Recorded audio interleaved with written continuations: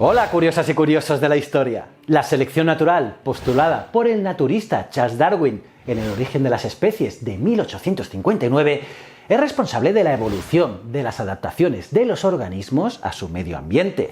Lógicamente, esta adaptación se produce mediante la acumulación lenta de cambios genéticos favorables en la población a lo largo de las generaciones. Pero como detrás de toda gran teoría científica siempre hay mucho visionario sin saber de qué habla, que viene a darle la vuelta a las cosas, a veces el karma empieza a actuar. Y hoy hablaremos de eso. Pero antes, si quieres estar al tanto de todos los vídeos que cuelgo cada semana, suscríbete y dale a la campanita. Soy JJ Priego, esto es Historias de la Historia y aquí se cuenta la historia de otra forma. ¿Quieres saber más? Acompáñame.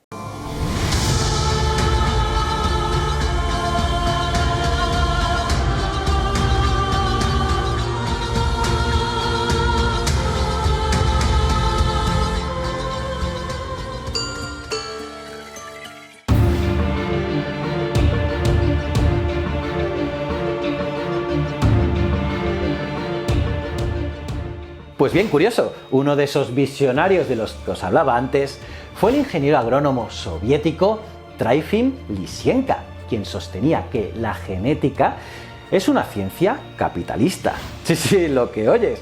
De hecho, Lisienko era un antiacademicista como pocos y creía que la práctica no requería de conocimientos teóricos para avanzar. Vamos, ya ves, era un lince. El hecho es que nadie podía criticar ni cuestionar las teorías de Lisienko por órdenes directas de Stalin, quien le puso al frente en las investigaciones para mejorar la producción agrícola de la URSS. Y ese endiosamiento hizo que muchos científicos soviéticos, sobre todo genetistas, viesen truncadas sus carreras, sus enseñanzas e incluso sus vidas, como fue el caso, por desgracia, de Nikolai Vavilov, que murió en prisión por sus ideas. Según sus teorías, esta adaptación de las especies, según Darwin, natural y a lo largo de las generaciones, podía ser alterada radicalmente exponiendo a las especies a estímulos ambientales apropiados, como por ejemplo enfriar semillas para adaptarlas a climas extremos. Y por tanto, cualquier modificación radical sobre un ser vivo a lo largo de las generaciones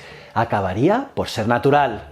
Y a nadie le escapará que el resultado final de toda esta idea loca fue un desastre para la agricultura soviética. Pero como todo se puede mejorar, y en este caso empeorar, en una conferencia de Lisienko en la Academia Soviética de Ciencias sobre la herencia de los rasgos adquiridos, el físico Lev Landa, ganador del Nobel en 1962, le preguntó lo siguiente: así pues, usted argumenta que si cortamos la oreja a una vaca, le hacemos lo mismo a su descendencia y así sucesivamente, tarde o temprano nacerán vacas sin orejas, ¿no? A lo que el biólogo respondió que sí, es correcto. Vale, entonces, señor Lisienko, ¿cómo explica usted que sigan naciendo vírgenes? Pues bien, aquella pregunta a la que no hubo respuesta y que sacó los colores a Lisienko tuvo terribles consecuencias para el físico. Pues bien, al poco tiempo, Landa chocaría frontalmente con un camión y moriría de trombosis a causa de las heridas 6 años más tarde, en 1968.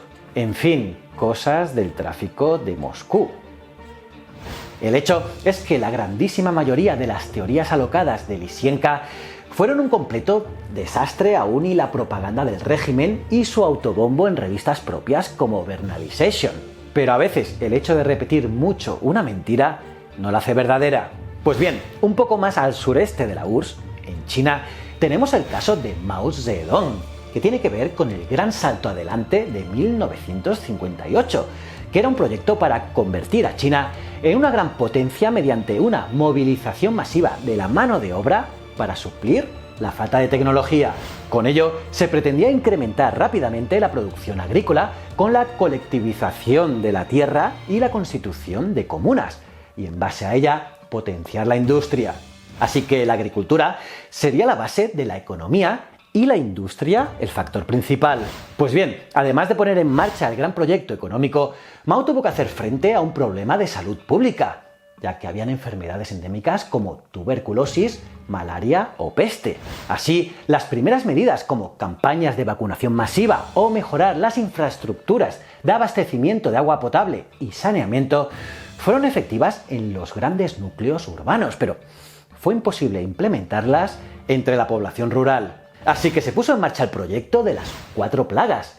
Así, el gobierno chino decretó que fueran eliminadas las especies que transmitían las enfermedades infecciosas, es decir, los mosquitos y las ratas, también las molestas moscas y ya puestos los gorriones. Sí, los gorriones. Lo de los mosquitos con la malaria, las ratas con la peste, tiene cierta lógica, ¿no? Las moscas son molestas aquí en China, pero ¿y los gorriones? ¿Sabéis por qué? Pues porque se comían el grano.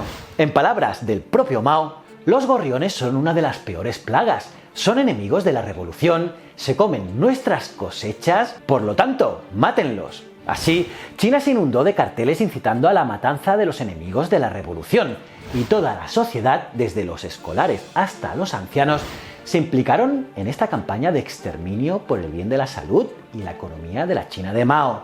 El resultado, como era de esperar por la alteración del ecosistema, fue catastrófico. Si bien es verdad que se disminuyó el alcance de ciertas enfermedades, el exterminio de gorriones provocó una terrible hambruna que ocasionó la muerte de millones de personas. Y es que por poco que Mao se hubiese dejado aconsejar por sus científicos, se habría enterado de que el principal alimento de los gorriones son los insectos, y no el grano, que sí que lo comen, pero apenas supone un 20% de su dieta. En consecuencia, la falta de predadores naturales permitió que los insectos se multiplicasen y, sobre todo, que las temidas plagas de langostas arrasasen las cosechas. Así que, sin reconocer errores ni asumir responsabilidades, faltaría más, Mao Zedong puso fin a la campaña con un "donde dije digo, digo Diego". Pero te estarás preguntando, ¿cómo recuperó China el equilibrio de su ecosistema? Pues ojito, pidiéndole a la URSS que le enviase toneladas de grano para alimentar a la hambrienta población y también que le enviasen 200.000 gorriones. ¡Pa flipar! ¿Cómo os habéis quedado, curiosas y curiosos? ¿Qué os ha parecido este vídeo? Podéis dejar vuestras opiniones en los comentarios, los leo todos y me encanta leeros. Y nada, aparte de darle like al vídeo, suscribiros y campanita, te recomiendo que mires este vídeo aquí que es brutal. Y si no eres suscriptor, si no lo eres, pues no sé, dale ya a este botón de aquí. Y estos 2 botones son mis otros 2 canales, tanto Ciencias de la Ciencia como Easy Promos TV. Y recuerda, el conocimiento es un requisito esencial para la supervivencia. Muchísimas gracias.